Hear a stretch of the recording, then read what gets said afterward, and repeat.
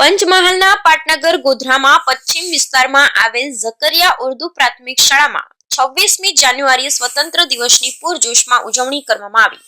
ખાસ મહેમાનોમાં મુફ્તી અમીન કલા મુસ્લિમ સમાજના આગેવાન હાજી ફિરદોસ કોઠી મહેબૂબ હાજી સહેરિયા હાજર રહ્યા હતા અને પ્રોગ્રામને સફળ બનાવ્યો હતો। Bureau report Ismail Chanki, Godhra. प्रेड सावधान। आजी हुसैन तासिया साहब से गुजारिश करेंगे और आजी फिरदौस साहब से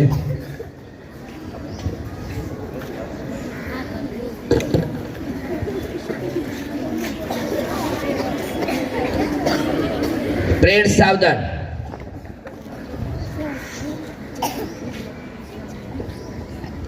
एक साथ झंडे को सलामी देंगे। सलामी दे।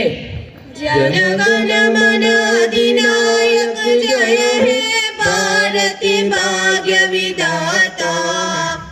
पंजाब सिंध गुजरात मराठा द्राविड उत्कल बंगा। विंध्य हिमाचल यमुना गंगा उच्चल जलधि तरंगा।